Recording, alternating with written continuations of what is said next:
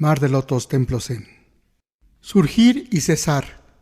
Una experiencia Zen frente al duelo. La mirada budista Zen ante las pérdidas. Compasión pragmática y natural.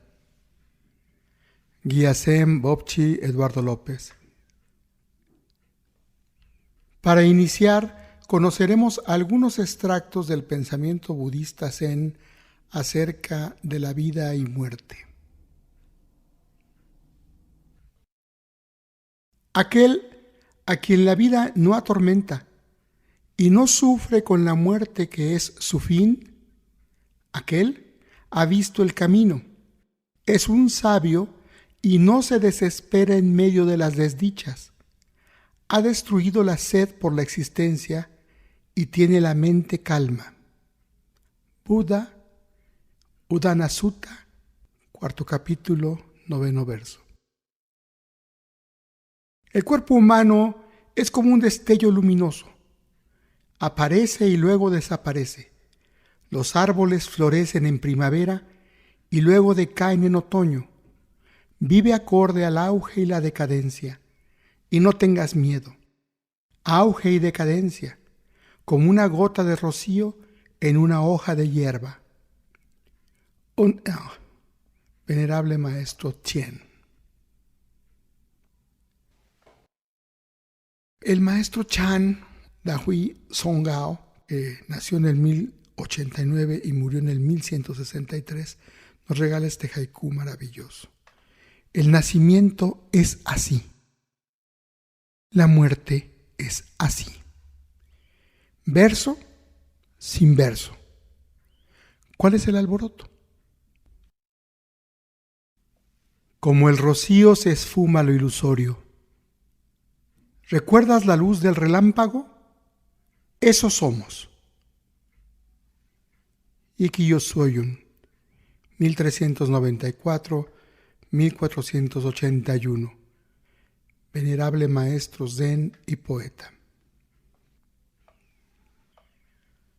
Flores. Al abrirse conocen el viento y la lluvia.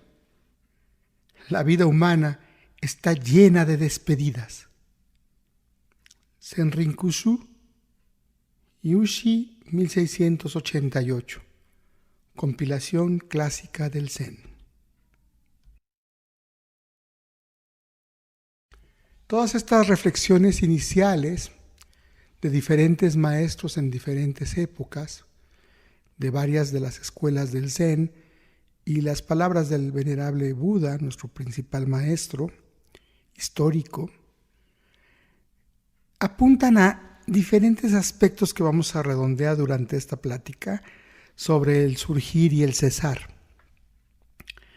Para empezar, vamos a hacer un primer esquema general para poder entender qué cosa es el ser desde el budismo. Esto es muy importante porque no podemos mezclar la aproximación budista con otras, aunque se haga de buena intención, con otras espiritualidades, porque el budismo tiene un enfoque muy particular, muy acotado, que no recurre ni a teorías, ni a expectativas, ni a promesas de ningún tipo que no le consten.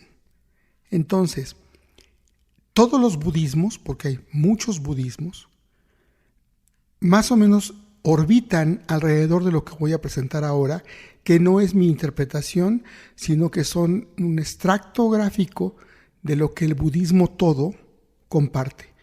Entonces, lo primero que quiero que veamos es que no negamos la existencia individual del ser humano o de este ser consciente.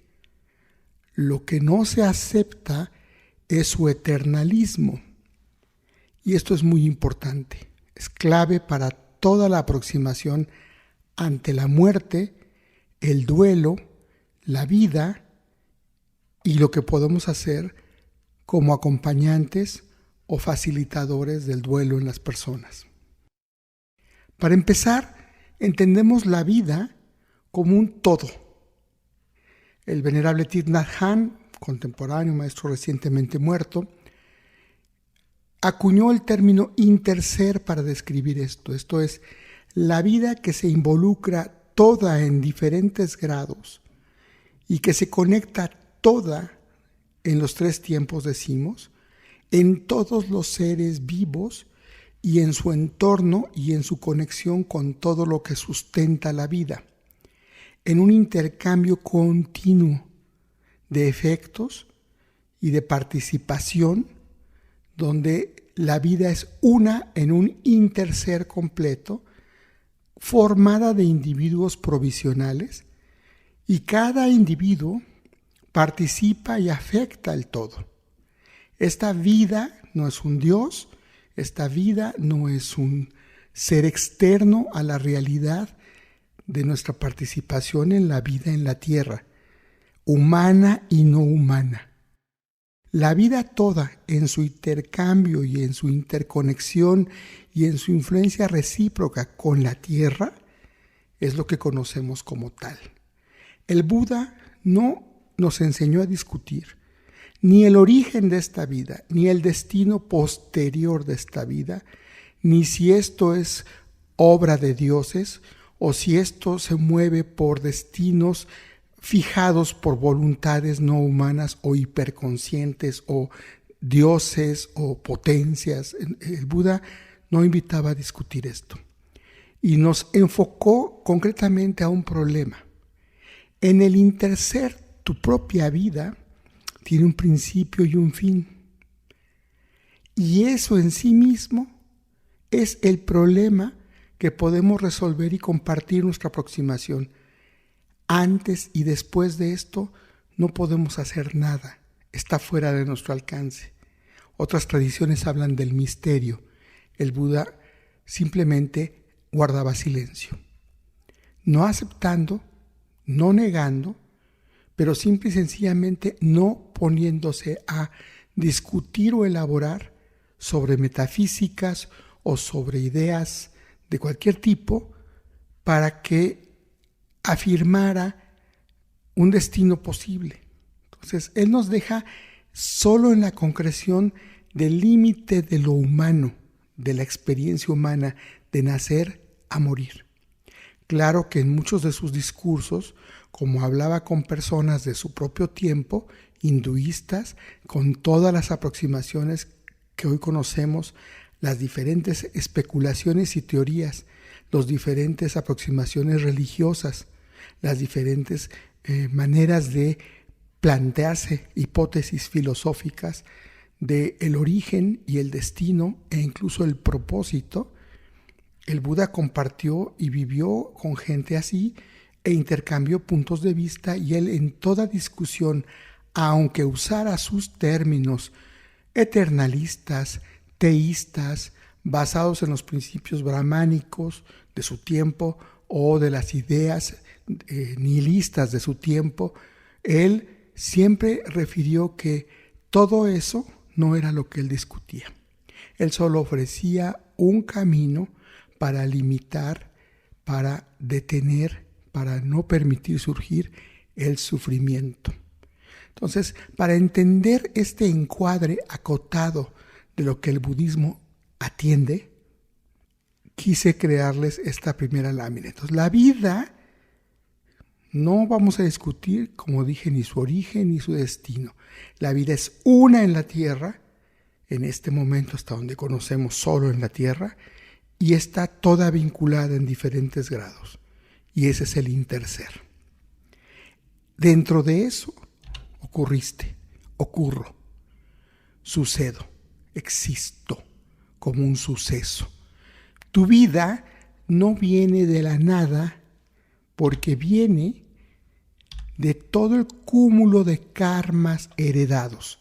Adelante veremos más sobre el karma, pero el karma en este sentido es específicamente los millones de causas que se configuran para que tú surjas.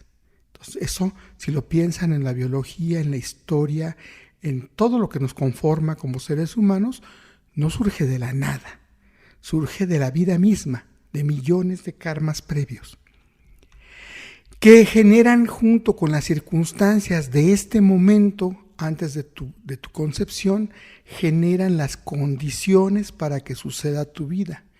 Y tu vida va a ocurrir en tanto las condiciones que mantienen tu vida se sostengan. Cuando las condiciones que mantienen tu vida ya no se mantengan, ya sean insostenibles, decaerá tu vida y morirás.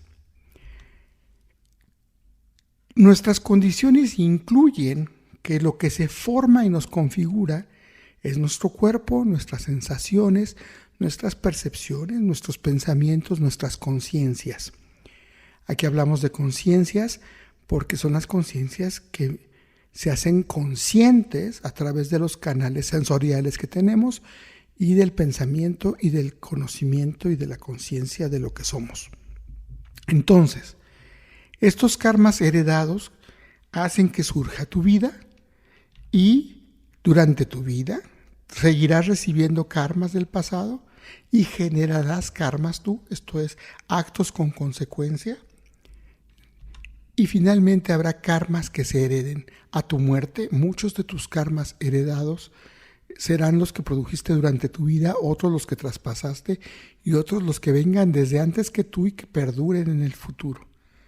Estos karmas son ecos, consecuencias. Vamos a hablar más del karma adelante. Bien, la realidad inherente a la naturaleza de lo vivo, nos recuerda el Buda, es la enfermedad, la vejez, la muerte, el cambio y la consecuencia de las pérdidas y recibir y dar consecuencias a los demás. O sea, porque tú naciste, porque eres un ser vivo, es inherente a tu naturaleza viva la enfermedad, la vejez, la muerte, el cambio y la pérdida, el recibir y dar consecuencias. Esto es karmas. Otro punto muy importante es que el Buda nos invita a la compasión cuando nos dice: todos temen la muerte, todos temen el dolor y el castigo, y todos desean la felicidad. Entonces, todo ser vivo tiene estas características naturales. No hay nada que hacer al respecto. Es lo más normal que todo ser quiera evitar a como dé lugar el dolor o el castigo, la muerte, y que se quiera procurar su felicidad de algún tipo. Hay también 3 tipos de sufrimiento: el dolor del cuerpo, el dolor que viene de la pérdida y el dolor que viene de las construcciones mentales. Este último es el que más nos preocupa en el budismo. Y todo ser humano tiene un sufrimiento de construcciones mentales porque tiene algo que adelante abundaré que se llama los sellos del ser sintiente. Tiene insatisfacción, dukkha, impermanencia, transitoriedad, fugacidad, que se llama anicca, y el no yo fijo o anatman. Y sufrimos porque generamos continuamente, dadas estas características que acabo de señalar, ira en algún grado, avidez de existencia, ignorancia del sufrimiento y su cura, y rechazo de la realidad tal cual es. Por eso es que sufrimos. Esa es la aproximación general del budismo. Y el budismo lo que tiene como característica es que no va a darnos nada para resolver los demás grandes temas. Se va a concentrar específicamente en enseñarnos cómo detener el sufrimiento venido de las construcciones mentales, poder desarrollar paciencia y adaptación ante las pérdidas y poder encarar con ecuanimidad los dolores del cuerpo, la decrepitud de la enfermedad, la vejez e incluso la muerte. Hasta aquí este esquema que nos permite aproximar, enmarcar de qué sí vamos a hablar en esta plática. Entonces, la vida y sus condiciones nos dejan aquí.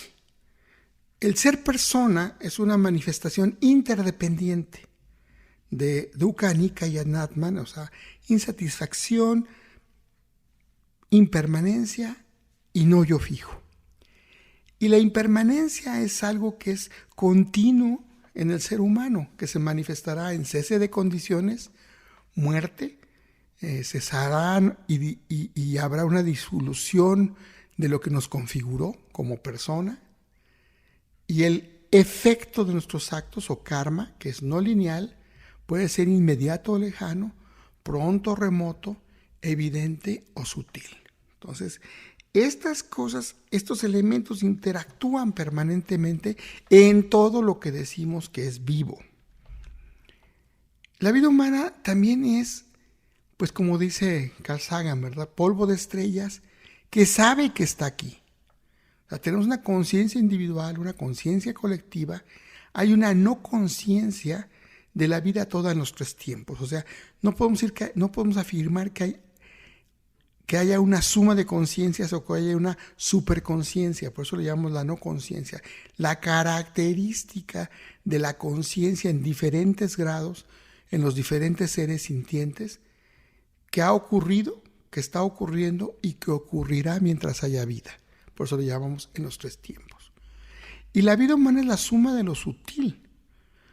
Somos una interacción muy compleja de elementos complejos.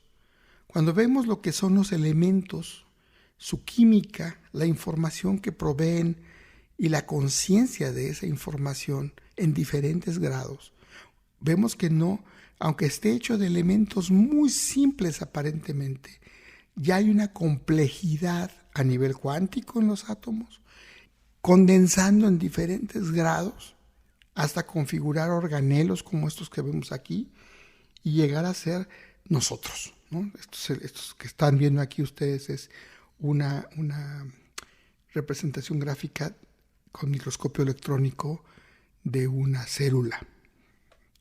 Pueden ver las mitocondrias y algunos otros elementos. Entonces, como pueden entender, ahí no hay ninguna simplicidad. Dicen, es que somos simple carne. Pues no, mira, yo veo que esto, que es lo que compone la carne, no tiene ninguna simplicidad. Somos eso, una interacción compleja de elementos muy complejos, muy sofisticados, que sí nos dan esta noción de experiencia de estar vivos en una realidad que permite estar vivos, por un tiempo al menos.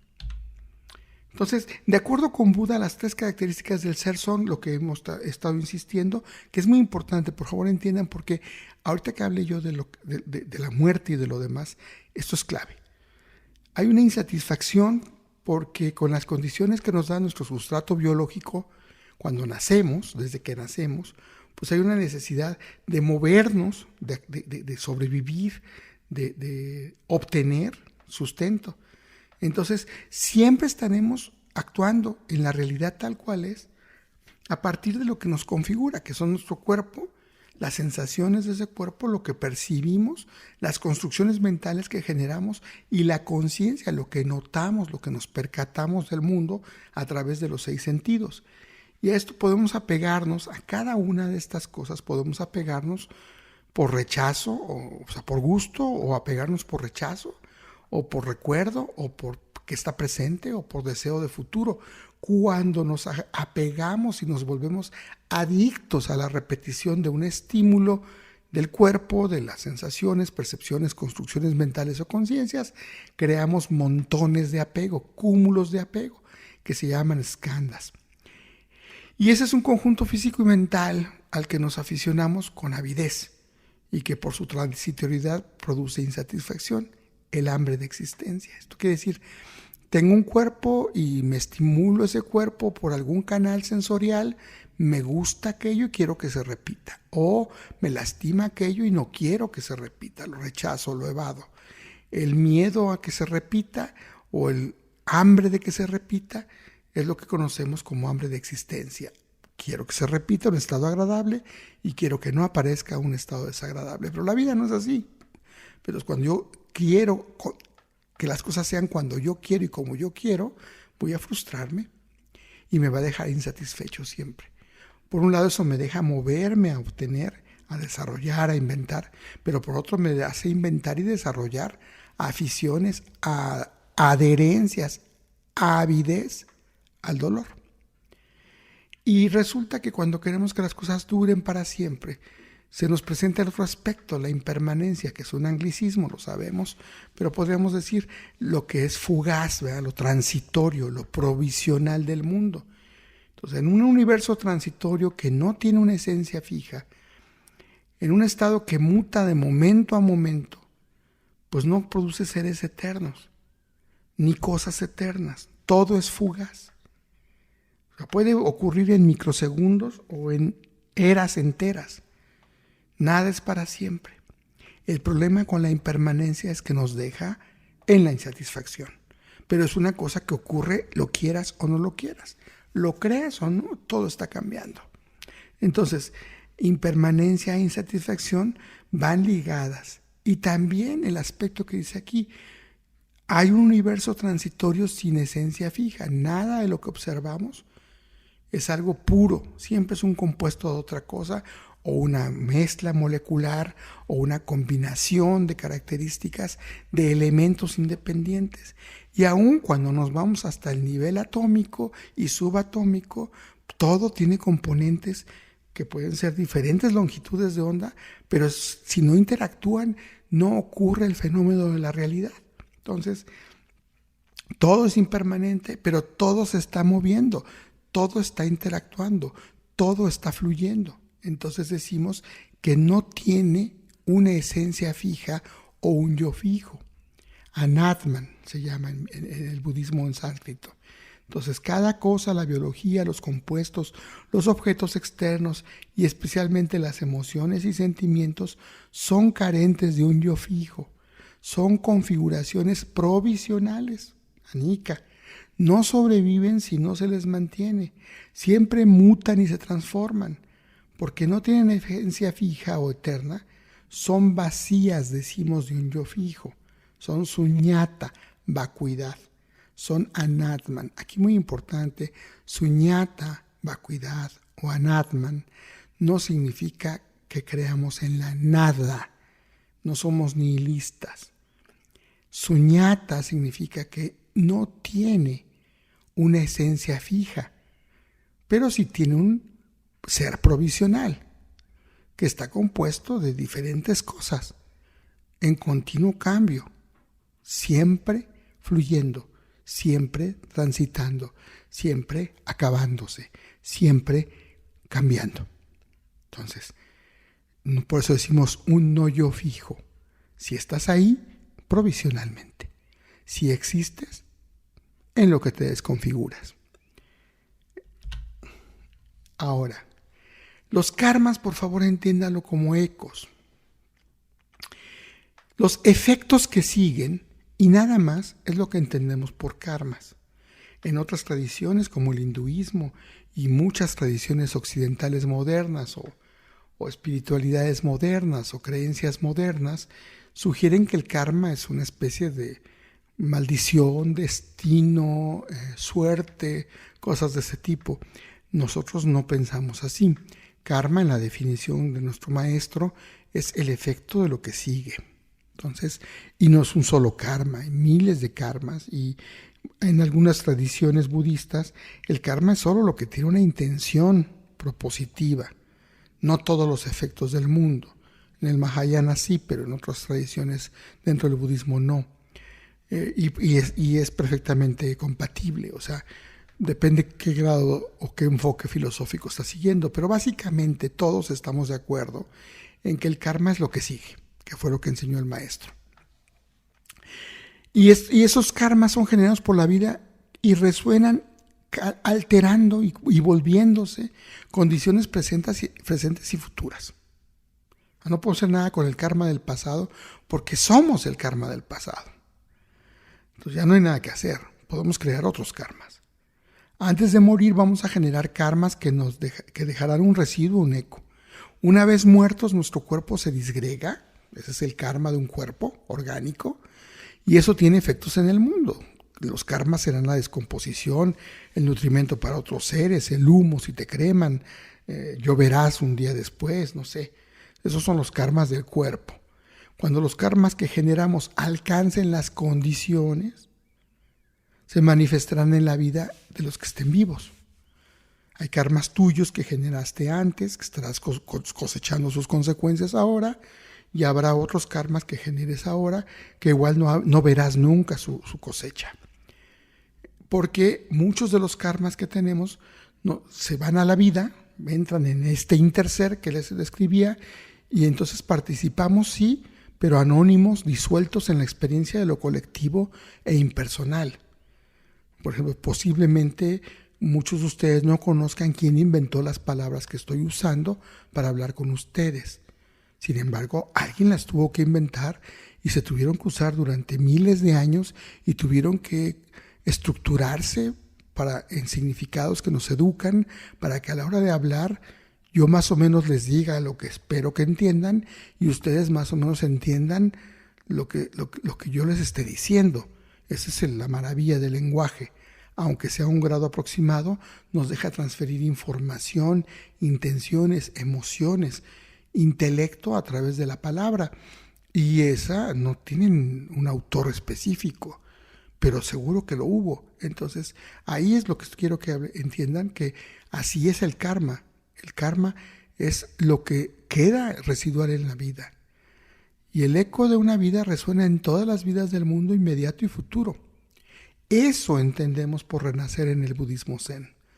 Ya sé, hay otras tradiciones que tienen una idea diferente, pero en el budismo zen entendemos que el Buda nos enseñó Ata, Anatta, Anatta. Y Anatta en sánscrito se dice Anatman, no yo fijo permanente. Entonces no hay un ser separado o independiente al cuerpo que al morir vaya a otro lado. En el interser nos disolvemos y nuestros karmas participan. Venimos del interser, somos el interser, iremos al interser. Lo que se disuelve con la muerte es el individuo, su configuración, pero los karmas continúan en la vida. Eso quiero que lo entiendan, esa es nuestra aproximación. O sea, no reencarnaremos, renaceremos, porque seguimos viviendo en la vida toda, en los 3 tiempos. Si miras bien, verás que la experiencia que somos ahora, en ella viven todos nuestros ancestros. Si lo miras bien, no hay dudas. ¿Por qué disfrutas ese guiso? Ese gesto que haces tú, ¿quién lo hacía antes? Ese dicho, ¿de dónde lo sacaste? ¿Por qué te gusta esto y no lo otro? Todos tenemos cultura, historia familiar, tenemos idioma o idiomas, tenemos preferencias, tenemos estilos. Pues somos un mosaico de la experiencia y consecuencias de toda la vida antes de nosotros y de todos los elementos que entran y salen de la vida antes de nosotros, y muchas veces de lo que hicimos en la juventud y en la infancia, que sigue resonando en nosotros y nos acompañará hasta que muramos. Entonces, si miras bien, el agua de nuestro cuerpo ya fue todos los mares, las lluvias, la sangre y las lágrimas de todo el pasado. No hay forma de irse del todo, no hay forma de aparecer de la nada. No estamos separados de la realidad tal cual es, de la talidad. No somos una cosa aparte. Hay grandes cantidades de células no humanas en tu cuerpo. Por ejemplo, estas son células que habitan en un intestino humano. Lo que ven aquí son bacterias que viven en un organismo humano. Es toda la microbiota que te permite convertir los nutrientes. Son todos los seres que viven dentro y sobre de tu cuerpo, sin los que morirías muy pronto y que se encargarán cuando mueras de reintegrarte a la vida. Somos simbióticos con miles de especies que nos habitan. También los que tú amas y los que odias, que ya murieron, siguen aquí en sus karmas heredados. El turno es tuyo, estás generando karmas. No podemos estar solos nunca, solamente ausentes, y luego seremos anónimos, como todos. Pero siempre estaremos juntos en el interser. Entonces, esto es muy importante para el tema que vamos a hablar ahorita del cesar. Entonces, el budismo, ya para terminar este encuadre, nos invita a que aprendamos a cesar el hambre de existencia, porque el desear que se repita la vida, el desear permanecer como individuos, el desear ser eternos, el desear estar, el desear ser como cosa fija en un universo que no lo permite, como dice aquí, el deseo vehemente de existencia, el temor a la muerte, el terror ante la nada que nace del afirmar una esencia, pues no te dan la eternidad, pero te aseguran sufrir por ello. Si crees que al morir te vas a la nada, pues te da miedo morir. Si sabes que te vas al interser, que nunca saliste del interser y que esta manifestación provisional que soy seguirá aquí en diferentes formas, bueno, pues eso, si no me alegra, cuando menos, si no me calma, cuando menos me da claridad. Solo la claridad de un fenómeno. Entonces, por eso el Buda nos dice en el Samanupassana Sutta, en el Samyutta Nikaya 2247, nos dice: el instruido noble discípulo abandona la ignorancia y hace surgir el verdadero conocimiento. Con la desaparición de la ignorancia, que en ese sentido es rechazar la realidad, el rechazo a la realidad es ignorancia. El no saber cómo detener el sufrimiento, o cómo existe el sufrimiento y cómo suprimirlo, el no saber cómo cesar el sufrimiento, es ignorancia. Entonces, por eso dice, abandona la ignorancia y hace surgir el verdadero conocimiento. El abandono de la ignorancia es la aceptación de la realidad tal cual es, la claridad del mecanismo del sufrimiento, y ese es el verdadero conocimiento que lo va a liberar del sufrimiento. Con la desaparición de la ignorancia y con el surgimiento del verdadero conocimiento, no se le ocurre yo soy como algo fijo. No se le ocurre yo soy esto. No se le ocurre yo seré, ni yo no seré. Voy a consistir en la forma, ni voy a ser sin la forma. Voy a ser un preceptor que puede percibir, o voy a ser el que no percibe. Ni voy a ser ni preceptor ni el que no percibe. Nada de esto se le ocurre. O sea, no hay una elucubración, una especulación de ningún tipo filosófico en ese sentido, porque ni es útil ni va a ser comprobada. Entonces, por eso dice el Buda, una vez que entiendes dónde están las cosas, cómo son las cosas, cómo es el universo, ya no te ocupas de estas cosas. Por eso vieron que los enfoques que teníamos al principio, las frases que les dije al principio, describen este tono que tenemos en el budismo, que es con calma, si estás aquí, si existes, pero con calma, que no serás. Aprovecha que existes, aprovecha que estás. No te gastes tu vida en sufrimiento, porque todo es impermanente, provisional. Entonces, por eso dice aquí este maestro, la idea de ser se genera por los pensamientos, o mejor dicho, por el apego a nuestros pensamientos. Queremos que se repita la identidad de nuestros pensamientos. ¿Cómo hacemos esto? Nos identificamos con nuestras opiniones y las defendemos fuertemente. Pero mañana nuestras opiniones y puntos de vista habrán cambiado, porque todo es impermanente. Y esto nos lo dijo el venerable maestro Shen Yen, que nació en 1930 y murió en 2009, un gran maestro Chan.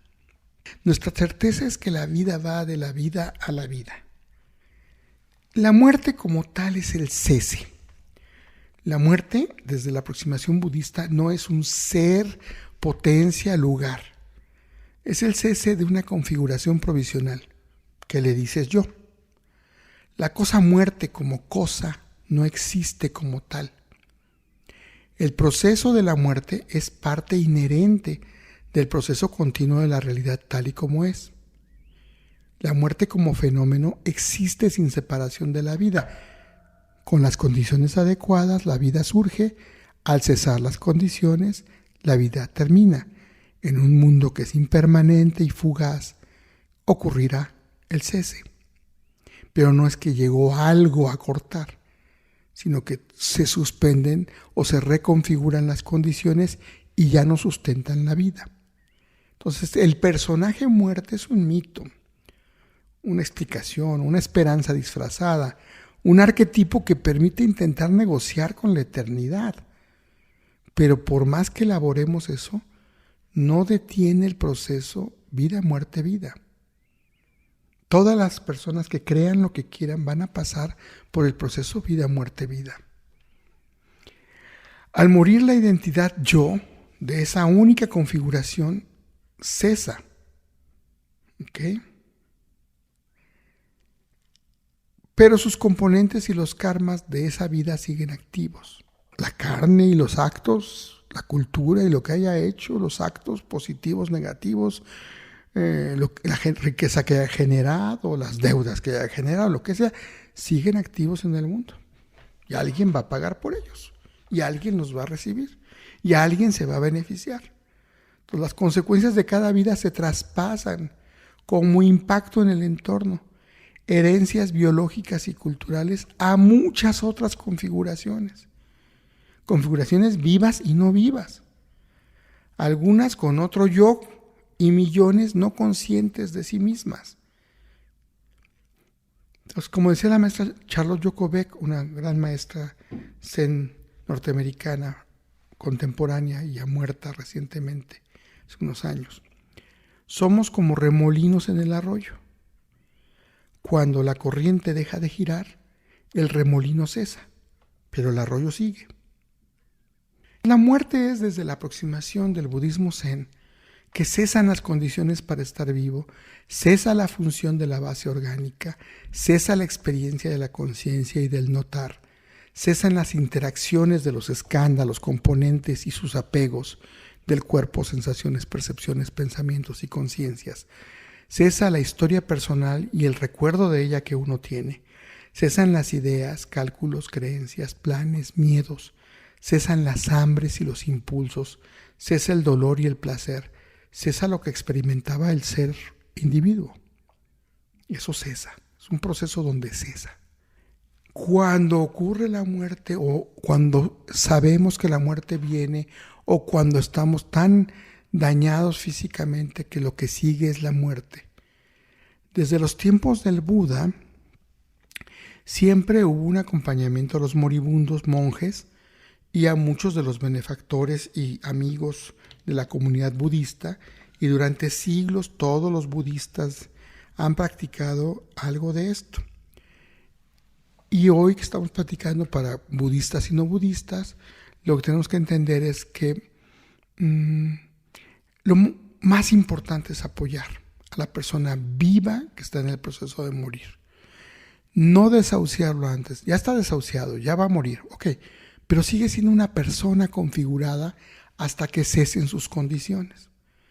Podrán cesar vía un estado de coma, muerte cerebral, Alzheimer, demencia senil, podrán cesar por algún otro motivo de inconsciencia, podrá cesar por diferentes maneras y finalmente cesará el cuerpo y finalmente cesarán todas las condiciones que lo mantienen como individuo vivo y terminará muriendo. Entonces, si ya está en el proceso de muerte, lo más que podemos hacer son cuidados paliativos para que tenga una muerte confortable, digna, una forma lo menos terrorífica para morir.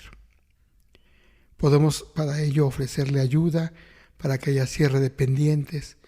Si es nuestro amor, constatarle el amor, darle constancia de nuestro amor, de nuestra gratitud, acercarle apoyo espiritual de su fe religiosa si la necesita.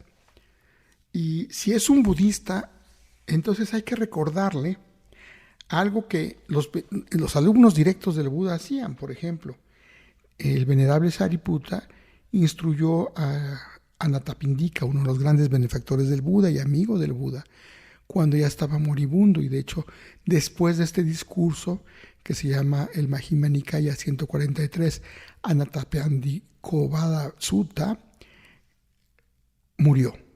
Y le dijo, deberías entrenarte así. O sea, continuaba como laico entrenándose con el monje Sariputra. No voy a aferrarme a la forma.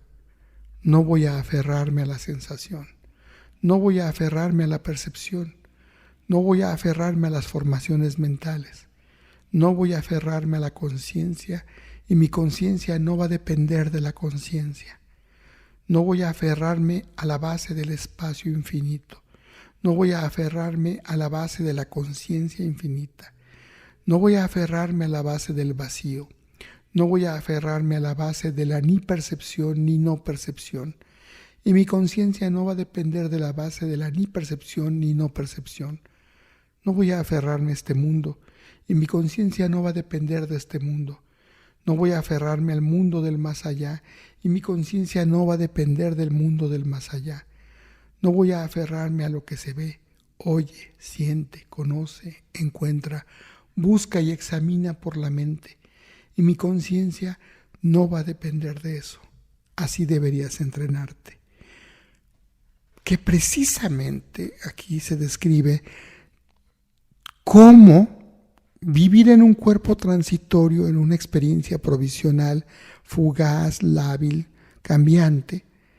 Y esta es la manera como nos liberamos de toda la avidez de existencia, experiencias, incluso en este caso describe todas las experiencias meditatorias, los jhanas, y todos los jhanas que son parte del cultivo de la mente en el budismo, ni a eso te aferres. Es solo experimenta la vida momento a momento hasta que cese. Concéntrate en vivir, estar alerta, estar atento, estar consciente, seguir experimentando la vida hasta que cesen las condiciones. Así lo hizo Shariputra, calmó su ansiedad, su angustia, y después murió. Entonces, a un budista lo que hay que recordarle es esta práctica, acompañar lo que él haga, y muchos budistas mueren así, cultivando su mente. Nos disgregamos al cesar, al morir. Pero entonces no desaparecemos del todo porque no aparecimos de la nada. La identidad se disgrega, pero continuaremos como karmas. Cuando ocurre la muerte de alguien más que te duele, entras en el duelo. Obvio que habrá que encarar la crisis inicial, la sorpresa, la pena, la incertidumbre, disponer del cadáver o, cuando son cosas terribles, asumir su ausencia. Habrá veces que no se puede recuperar el cadáver por lo que sea. Habrá que hacer avisos, trámites, encontrar sorpresas de lo que el muerto en vida estaba haciendo, o no hizo, o dejó de hacer, o no debía hacer e hizo, o lo que sea. Todas las sorpresas que ocurren después de una vida.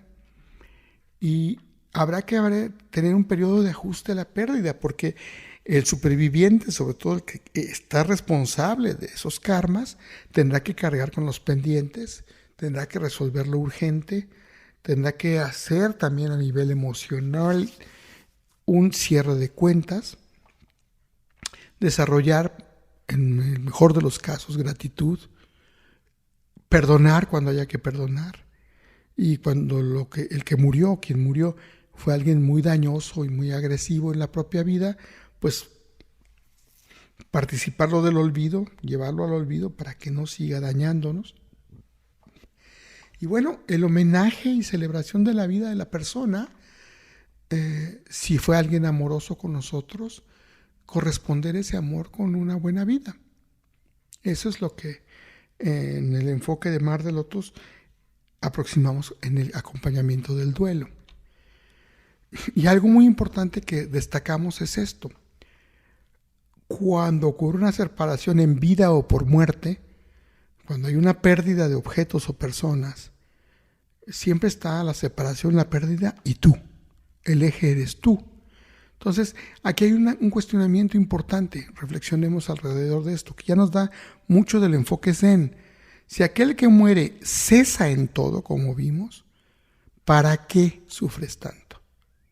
Es entendible que te duela una separación, pero cuando esto ya es demasiado, y es demasiado cuando te vuelve inoperante, cuando te bloquea, podemos entender que no te gusta la pérdida, que lamentas que la persona ya no esté como era para ti ahí, o que crees que existía del todo y desapareció del todo. O sea, que tú sí crees que venía, que apareció de la nada y se fue a la nada, al vacío estéril.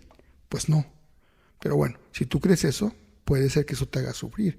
Pero hay una razón para la que sufras, no por lo que sufras. ¿Para qué sufres tanto? Entendemos que tú lo necesitas, tú sufres, tú temes, pero el punto es ese, tú o el muerto.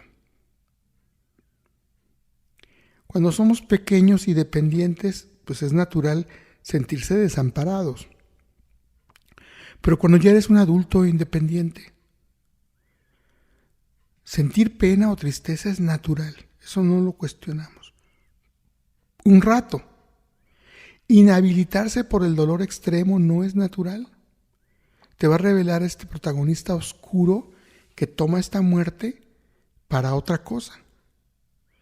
Sobre todo cuando te das cuenta que en la vida común y corriente, si esa persona no estuviera muerta, te puedes apartar de la gente que amas, incluso años, y no te apesadumbras por ello, no te inhabilitas. Vives igual de tranquilo sin ellos. Y a veces, cuando las cosas son muy conflictivas, vives mejor sin ellos. ¿Qué es lo que pierdes cuando la muerte de esa persona es real? Sobre todo si te llevó a inhabilitarte. Pues, ¿qué hay más ahí?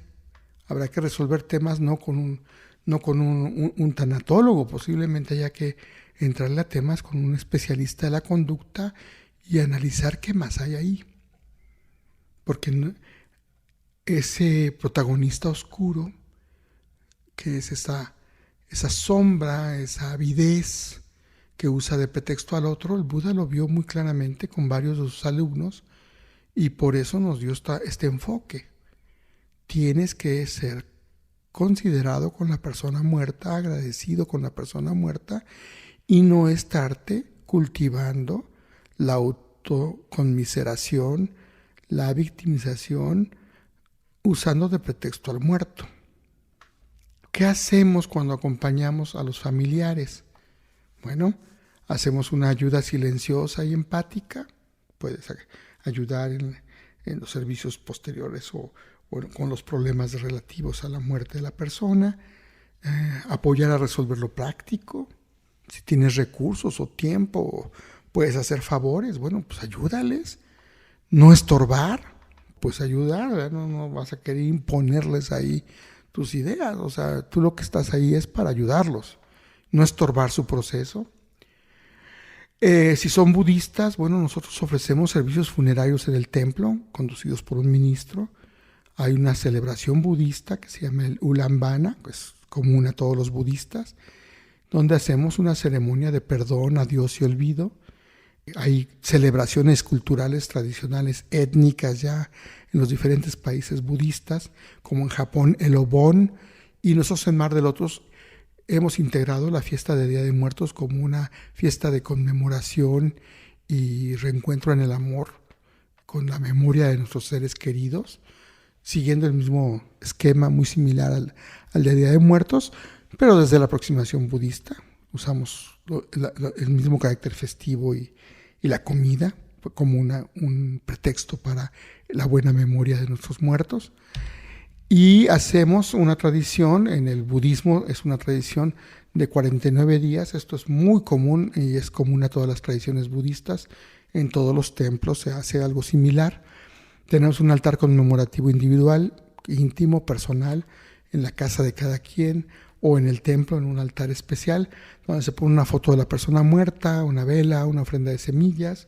Se practica todos los días a la misma hora. Se recita una oración funeraria, se intenciona que lo que constituyó a esa persona renazca en muchos cuerpos y esos cuerpos alcancen la enseñanza del Buda.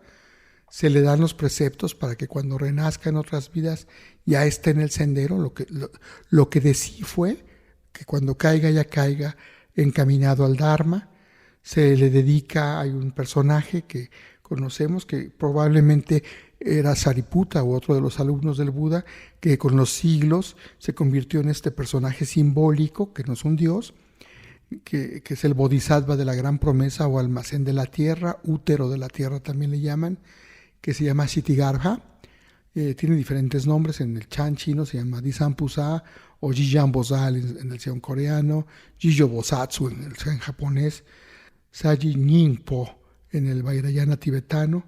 Y bueno, se le canta y esta figura preside el altar de muertos, donde la intención simbólica es que este personaje les comparta la enseñanza del Buda y los ayude a salir de los estados sufridores. Y terminados los 49 días pueden sembrar las semillas como recordatorio de la reintegración, o se pueden quemar o se pueden reintegrar de alguna manera. Hay diferentes variantes. Nosotros en el templo usamos una tarjeta, la tarjeta queda ahí y se guarda, y cuando ya viene una ceremonia del Ulambana se queman las tarjetas junto con todas las cartas de la ceremonia de adiós, perdón y olvido. La oración funeraria que usamos en las ceremonias funerarias que hacemos, esta es la ecuménica, la podemos escuchar. De la vida venimos y vamos, ¿a dónde podrías ir? No te vas, te integrarás, renacerás, florecerás. Toma refugio en el sereno silencio, fúndete en la ecuanimidad, en la sabiduría, vuélvete uno con todos, somos uno y lo mismo, solamente esta paz. Cuando no son budistas usamos esta versión ecuménica, y la hemos usado con personas no budistas que nos piden su celebración de ceremonia mortuoria con nosotros.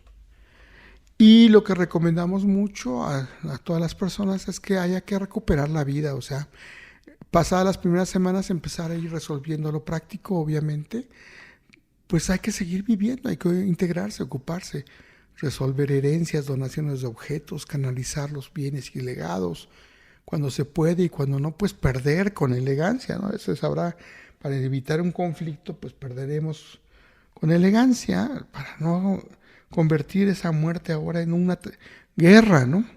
Acomodar rutinas y medios de vida para vivir sin la persona muerta. Si muere a mediados de año y hay celebraciones de fin de año, bueno, pues prepararse para celebrar cuando toque en ausencia de esa persona, pero integrándole en el buen recuerdo. Es un proceso largo, hay que ser pacientes y, como decía una amiga que ya murió, apechugar y seguir adelante, que es lo que ella nos decía, ¿no? Hay que apechugar, Bobchi, y seguir adelante, seguir adelante. Entonces, muy importante. Para terminar, quiero compartirles los 5 recordatorios del venerable maestro Buda que nos dejó para estar siempre alertas y aprovechando la vida.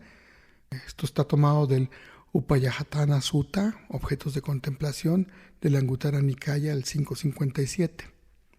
Envejecerme es parte de mi naturaleza, no hay forma de escapar del envejecimiento. Enfermarme es parte de mi naturaleza, no hay forma de escapar de la enfermedad. Morirme es parte de mi naturaleza, no hay forma de escapar de la muerte. Yo mismo, todo lo que aprecio y todos los que amo, tenemos en nuestra naturaleza el cambio. No hay forma de escapar, de cambiar y separarse. Recibo de los demás y heredo a otros el resultado de las acciones de mi cuerpo, habla y mente. No puedo evitar las consecuencias de mis acciones. Y el mejor homenaje a nuestros muertos es tener una buena vida. Muy bien, pues con esto terminamos esta plática de Surgir y Cesar, una experiencia zen frente al duelo, que está compuesto de la mirada budista zen ante las pérdidas, compasión pragmática y natural. Muchas gracias.